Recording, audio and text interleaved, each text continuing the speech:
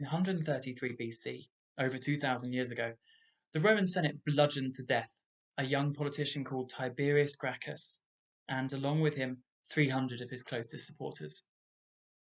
They threw the blackened bodies into the river Tiber to be washed away to an anonymous grave. It was Republican Rome's first political mass murder, and it wouldn't be the last. But it was also a ritualized murder. The lynch mob that killed Tiberius Gracchus was led by none other than Scipio Nasica, Rome's high priest, the Pontifex Maximus. As he led the senatorial delegation to their bloody task, he symbolically veiled his head with his toga, just in the way that a Roman priest would do when performing a ritual sacrifice. The message he was trying to send was clear. Rome was pleasing the gods and expunging its sins by ridding itself of this young, turbulent politician, Tiberius. I'm Christopher Burden-Strevens. I'm a lecturer in Roman history at the University of Kent, and in this short series of 3 lectures, I want to explore how events came to that bloody pass. The assassination of Tiberius Gracchus in 133 BC is often used by modern scholars today as a symbolic turning point. It marks the beginning of the 100-year period that ultimately ended with the downfall of the Roman Republic, and that we call today the Late Republic. We should be careful not to be too tidy and neat about periodizing Roman history in this way. But it is true that the century of political instability and upheaval that followed the assassination of Tiberius Gracchus was marked by its bloodshed and would have been a Rome unrecognizable to the people that had lived, say, in the previous century. The century of political instability and civil war that followed Tiberius Gracchus' assassination ultimately ended with the collapse of the Roman Republic and the rise of a monarch, Octavian, known to us today as Augustus. In today's instalment, and the first part of this series, I'm going to talk you through the basic political institutions, so how Rome was governed and what the rights of its people were. This sounds dry, but it isn't. The inequality of the way that Roman politics worked, the fact that most people didn't have a real say, and the dominance of the rich in political life are crucial to our story of violence and collapse. And they're indeed one of its most important causes, actually. If we want to understand Roman politics, then we need to understand the institutions first. So let's start with the smallest building blocks. You, a Roman citizen. As a Roman citizen, you're entitled to vote on pretty much everything of real importance. So whether or not to implement a particular law, which candidate gets a particular office, and even whether or not to go to war, you can vote on all of that. This sounds democratic, progressive even, but there's a catch. First, most people actually living in Rome didn't have these rights. Women, slaves, non-citizens, and resident foreigners made up the majority of the population, but were not considered part of the populus Romanus and were therefore excluded from the political process. Secondly, as a Roman citizen, your influence, your political rights, are pegged explicitly and deliberately to your socio-economic class. This is what we call a timocratic voting system, i.e., a system in which the votes of the rich count for more and the votes of the poor count for less. Thirdly, there was no proportional representation. All voting was done in blocks. If you disagree with the majority view in your block, tough, your view doesn't count. Let's talk more about these blocks now because they're important in shaping the political process and actually defining the inequality of the system. Every Roman citizen belonged to 2 different types of voting bloc: tribes on the one hand and centuries on the other hand. In the middle of the 3rd century BC, the whole populus Romanus was divided into 35 tribes and 193 centuries. The origins of these voting blocs lie in the earliest and the most remote mythical period of early Roman history. Originally, the tribe was a geographical unit, so a way of grouping together people who lived in roughly the same area. The century, on the other hand, was actually in origin a unit of the Roman army, totaling 80 men. This is because the very first Roman voting assemblies, about 2,500 years ago, were actually meetings of the Roman army, convened together to decide how the state should be run. By the late Republic, both the century and the tribe had basically lost their original meaning, and they were just administrative and technical ways of grouping together blocks of voters. As a Roman citizen, you join your tribe or century in different types of popular assembly. Rome had different assemblies to fulfill different political functions. In the centuriate assembly, or the comitia centuriata, the 193 centuries gathered together for the most important business.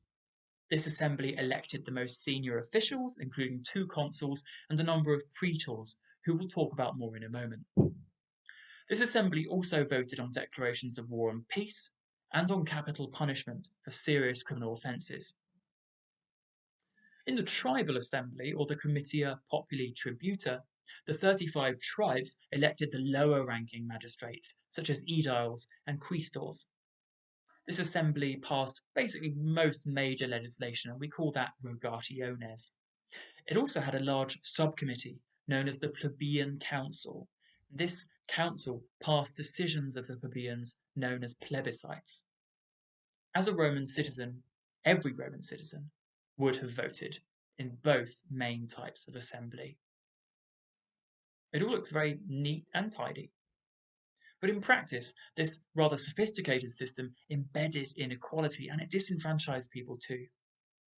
The 193 voting blocks or centuries of the main centuriate assembly were divided into 7 classes based upon property.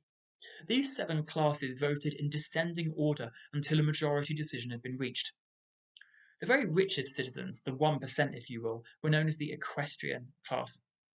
This is because hundreds of years before, in the earliest days of the Republic, these types of citizen were the only people who could afford horses to serve in the cavalry in the Roman army. Below the equestrians were the first class. These were the wealthier sorts of people who could afford heavy armour, and they would have been in the heavy infantry. The second to fourth classes are kind of middling people who could afford light armour, leather armour, and they would have served light infantry roles. The fifth class were poor citizens, and their limited means left them unarmoured. In the Roman army, they would have basically been slingers, ranged troops known as velites. Finally, look right to the bottom, this group called the Capitacensi.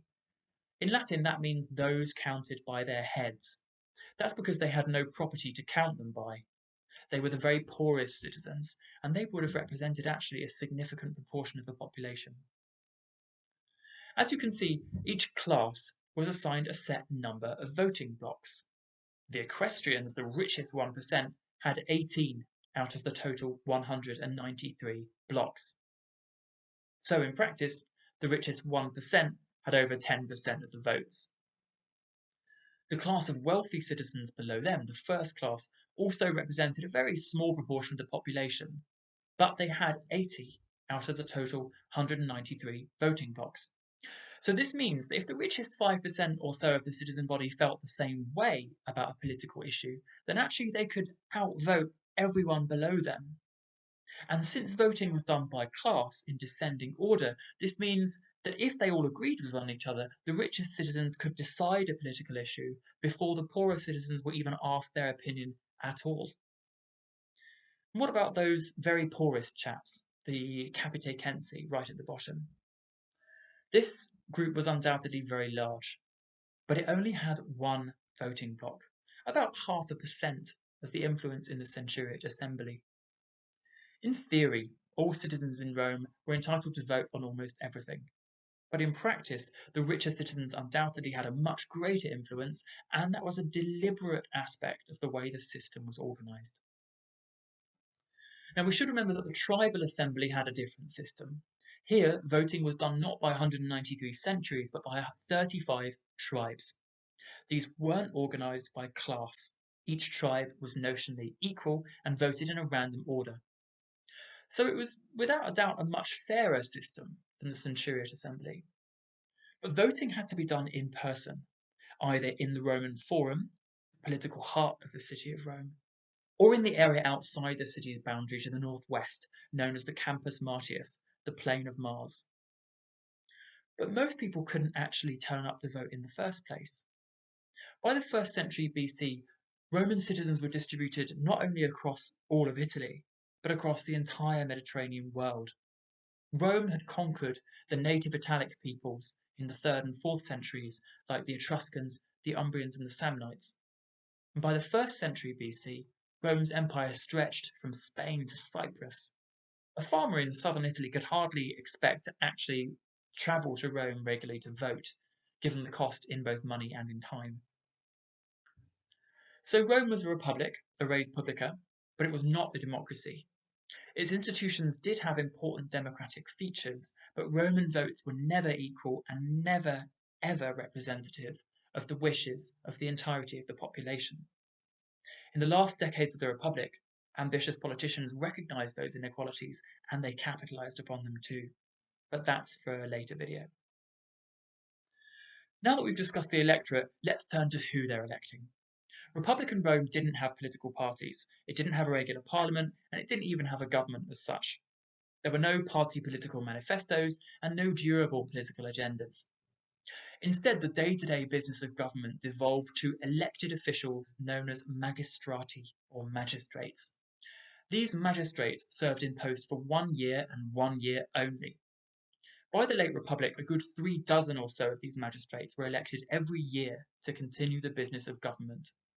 Collectively, these offices were known as the cursus honorum, or literally the course of offices, and each office had set eligibility requirements established by the law. Becoming a quaestor is an important first step. It's a chance to get your foot on the ladder. Quaestors served as financial assistants whose job it was to manage the accounts of the public treasury and to manage the accounts of generals and provincial governors. The minimum age for taking that office is 30. The next major step up was to seek election as a praetor. Praetors were senior officials and they're responsible for judging important court cases and superintending the law courts as a whole. As well as that, praetors also had the right to command armies as generals. As Rome's empire grew, more and more quaestors and praetors were needed to accommodate the expanding business of government.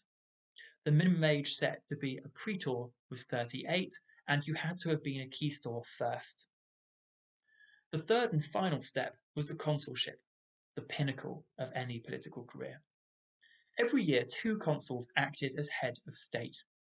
They were the supreme commanders of the Republic when at war, and they had to assume the highest political leadership in the city itself when in peace. For example, they'd convene and direct meetings of the Senate, and they'd set, or they'd attempt to set, the political agenda for the year. The minimum age to be a consul was 40, and you had to have held the praetorship beforehand. This was a regular system, but not everyone followed the same path. After the stepping stone of the quaestorship, for example, you might choose to get elected as an aedile or to get elected as one of the 10 tribunes of the plebs. Aediles were responsible for the maintenance of public buildings. They organised games and festivals, and they looked after decrees of the Senate and other documents. From the 80s BC, the minimum age to be an aedile was 35. But it wasn't compulsory to be an aedile to move further up the ladder. The same goes for the tribunes of the plebs. The 10 tribunes of the plebs were elected by a large section of the Roman common people known as the plebs to represent their interests. It was their job to convene meetings of the common people in the plebeian council I mentioned earlier, and in this council the plebs passed laws known as plebiscites, which were legally binding on the whole Roman state. These decisions were put into effect and proposed by the tribunes, who would then report on the decision of the plebeians to the Senate.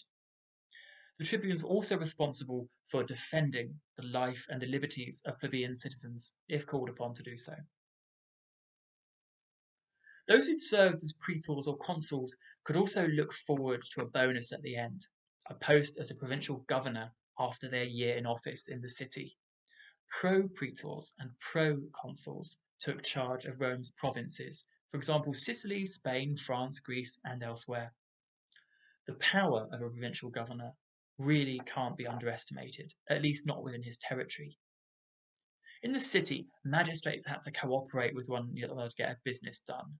The power of individual officials was constantly limited and checked by the power of other magistrates, or by their colleagues in the Senate, or by the influence of the Roman people.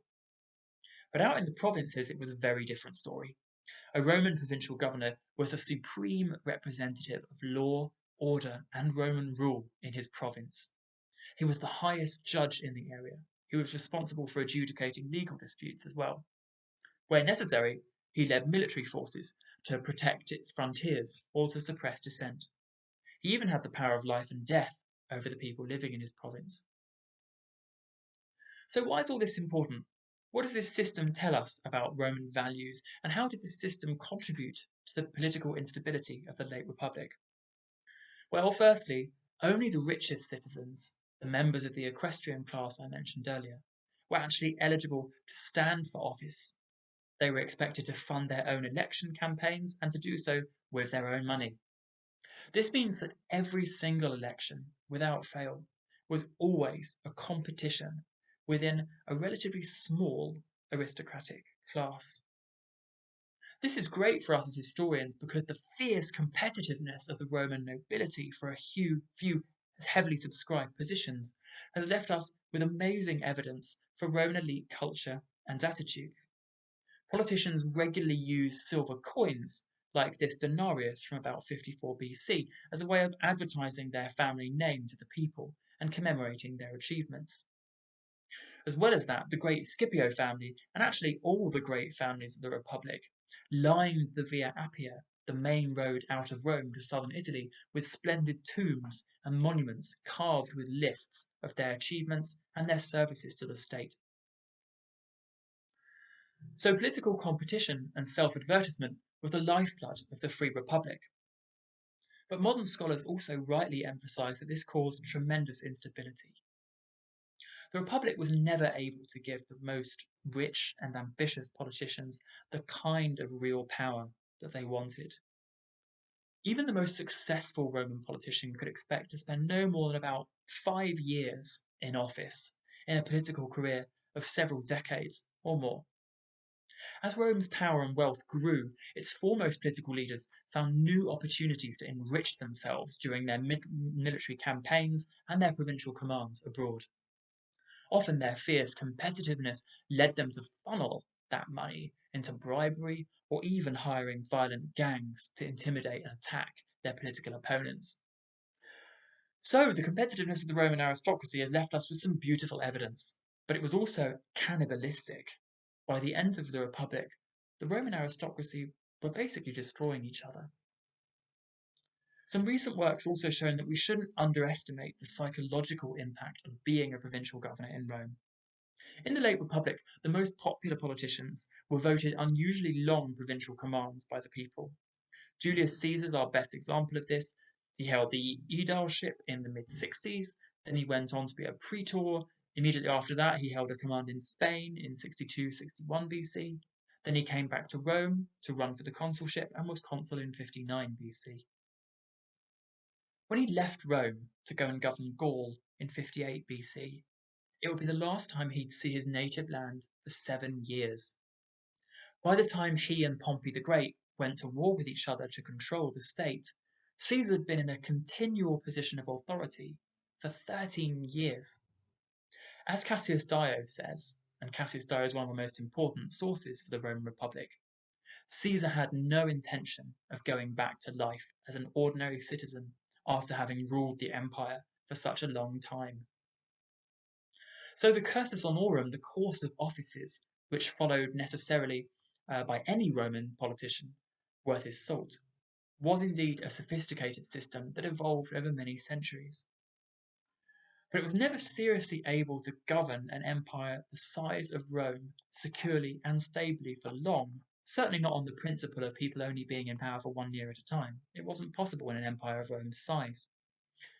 Rome started its life as a small city-state on the Tiber River, and even centuries later, when it had established dominion over the entire Mediterranean coast, it continued to govern itself as a city-state with city-state institutions, which by then were centuries out of date, and which were ill-adapted to the needs of its vast empire. These were all causes of instability and ultimately of crisis. So we talked about the people and the public officials, but there's a third and final element of the Republican Roman political system to address: the Senate.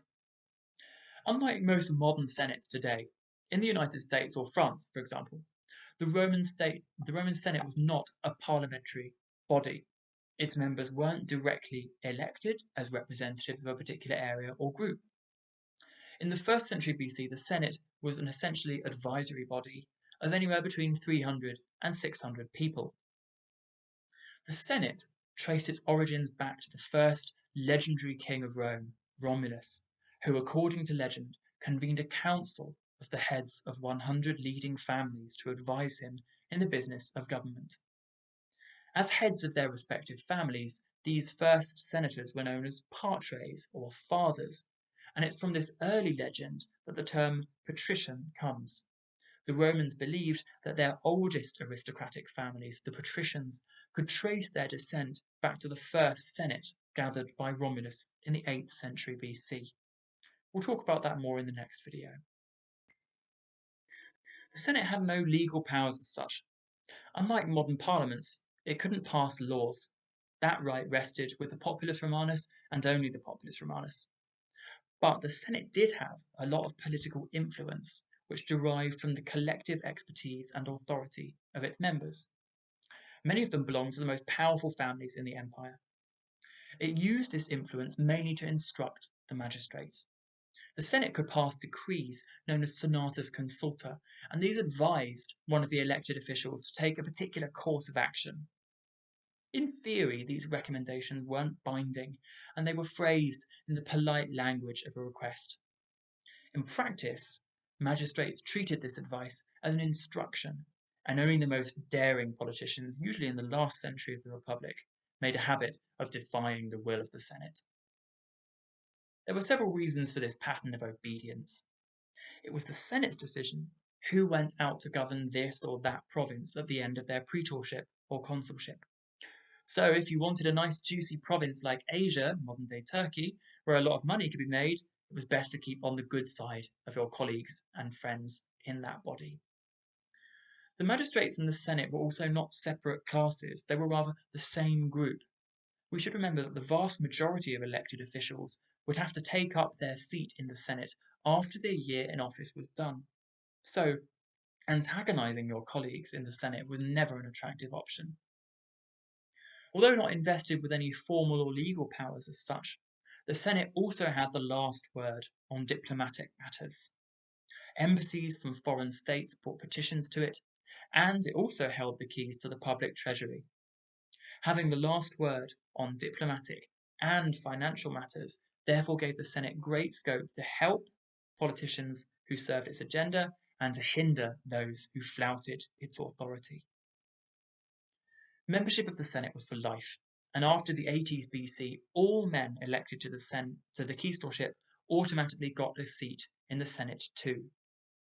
This not only made the Senate larger, but it also made it much younger, because now any 30-year-old who'd been a quaestor was automatically a member of the Senate too.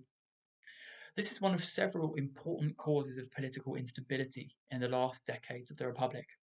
A young and inexperienced Senate just didn't have the clout to stand up to innovators like Pompey the Great and Crassus in the 60s, nor to Caesar and Clodius in the 50s. But we'll talk about that more in the next video too. By the way, the Senate House was never ever round.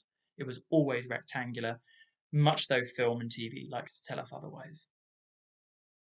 Senate, people and magistrates were the essence of SPQR, the Senatus Populusque Romanus. And it's within these three groups that we can locate the three basic arms of government in Rome. In next week's instalment, we'll talk about those who tried to change the political system in the last decades of the late Res Publica. Young and ambitious politicians, inspiring commanders, and turbulent tribunes who used the inequalities and unfairness of Rome's political system as a weapon on their path to power. Patricians and plebeians, new men and nobles, these groups came increasingly into violent opposition. The results were dramatic and still resonate with us 2,000 years later. But that's for part 2. Thanks for listening, And check out more from the Department of Classical and Archaeological Studies at the University of Kent on Facebook, YouTube, Twitter, and Instagram by searching for Kentiquity.